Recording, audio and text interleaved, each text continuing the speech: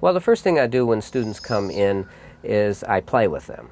You know, probably a blues or something, just to see where they're at and they're playing their time and how their comping is, so that and they're soloing, so I can see some of the just basic musicianship things of how they're playing. And then after that, I test their ears. I do a lot with ear training, totally different type of ear training than is taught in 99% of the music schools. Most schools teach interval training.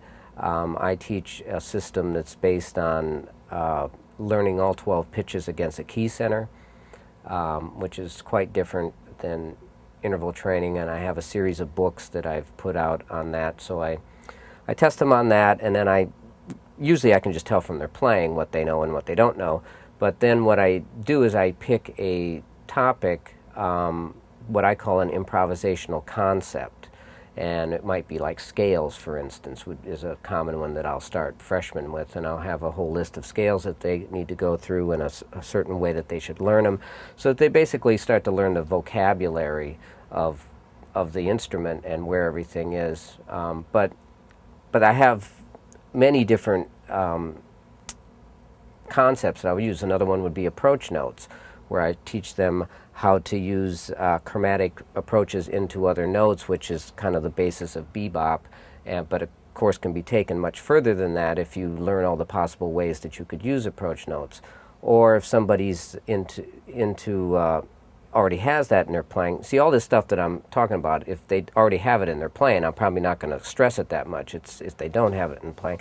And 99% of the students that come in don't have their scales all together, and certainly don't have approach notes. So that's a common thing I start with. But for instance, when I get graduate students, a lot of times they've already studied that. So I might start them. Well, many of my students are already interested in what I'm doing with this whole hexatonic system of scales, and that feeds into this 12-tone set theory I was talking about. So I got quite a few students that are studying that with me, because it's such a unique sound and opens up a whole new, I guess you could say, a whole new style of music, or certainly a new sound.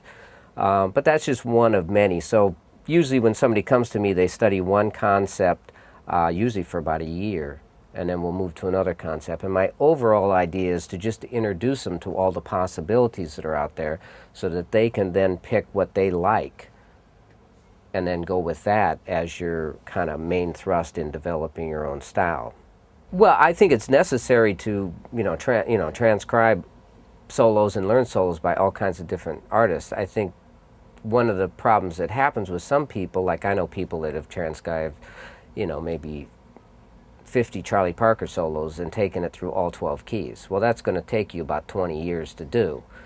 So if that's all you're doing, you can't really expect that you're going to develop your own style if you're only just studying one artist and just totally immersing yourself in them for 20 years, you know what I mean? But I think, I've transcribed 3 or 4 Charlie Parker solos and learned them so I could play them right along with the record, and I've got a lot out of that, but I wouldn't particularly recommend just only doing that. I think the other problem is a lot of people will transcribe this stuff and they just kind of learn it, but they don't understand what they're playing. So that's another problem that people can run into, is just either not understanding or understanding in the wrong way what they're playing, so that they end up developing in kind of an odd way because they didn't have good education, basically.